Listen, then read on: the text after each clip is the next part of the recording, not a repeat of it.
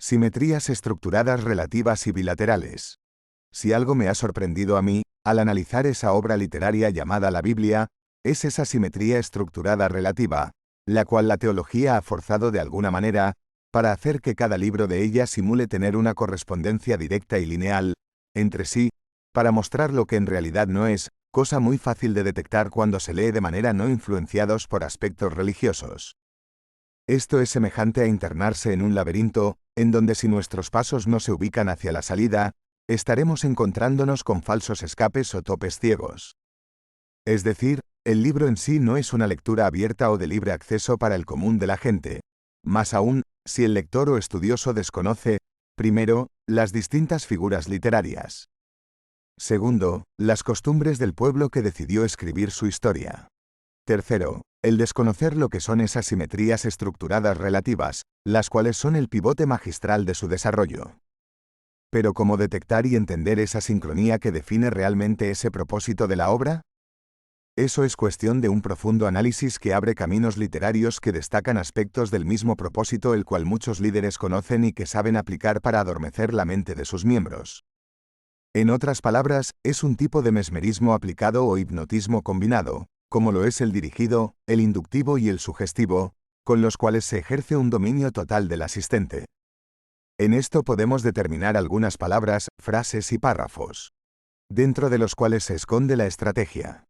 Sin embargo, en ello también intervienen los números, que llevan una función oculta que no es fácil de detectar, aunque le sugerimos no le pierda de vista al número 4, que podría ser una clave directa como acceso al verdadero pivote de la estructura, descrito como el referido tetragramatón, las distintivas 4 letras hebreas que era un nombre impronunciable. Pero, ¿por qué? ¿Por el hecho simple de no tener vocales? ¿Se lo ha preguntado usted alguna vez? ¿Qué referencias hay al respecto? Pero, siguiendo el paso numérico, hallaremos muchos ejemplos como son los múltiplos y relativos de números primos, impares y sumatoria. Algo llamativo, en muchos enunciados de leyes, normas, días, etc. Cuestión misma que llama la atención. Entre eso tenemos las 70 semanas, el séptimo día, 7 iglesias, etc. Pero no se quede con la información. Corrobore que le sería muy apropiado para ver un panorama distinto al que está acostumbrado a ver. Aquí podemos observar el número 12 que se registra en diferentes páginas, señalando cosas bastante interesantes, pues se enlaza con el 3, con el 6 y con el 4. Usted mismo puede hacer la prueba para corroborarlo. Eso le llevará a entender otras bases bien elaboradas con el número 7, que nos trazará otras situaciones que enlazan y nos llevan a descubrir el mensaje oculto. Por tanto, cada escritor que intervino en ella, de quienes no se sabe su verdadera procedencia y nombre, superaban la inteligencia humana utilizando un método muy profundo y elevado para aquella época. Pero eso no es un fenómeno aislado, pues sucedió en casi todas las culturas como en los egipcia, sumeria, griega, mesopotámica y muchas otras, las cuales también hablaban de dioses venidos del cielo. Las palabras como «yo soy» le pueden mostrar lo que usted no ha visto, pues su rol religioso no se lo va a permitir. Otra palabra clave es «él», ya que es una raíz que liga muchos otros conceptos. Ejemplos de esto tenemos muchos, como Elohim, el Shaddai, Belial y otros como Gabriel, Miguel y Rafael, aunque inclusive lo invierten para ocultarlo como código específico. Ejemplo de ello es Leviatán, Levítico, levadura y unos cuantas más, que nos dicen que esto, por supuesto, no es una casualidad sino una intención o una causa bien elaborada y con un propósito.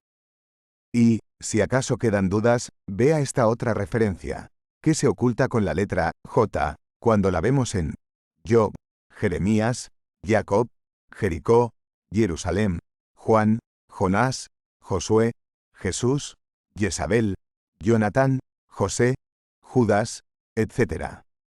Esto, como usted puede verlo, esas personas que lo escribieron no fueron gente común o sencilla, ya que sabían perfectamente lo que hacían. Pero, ¿cuál era en realidad su propósito?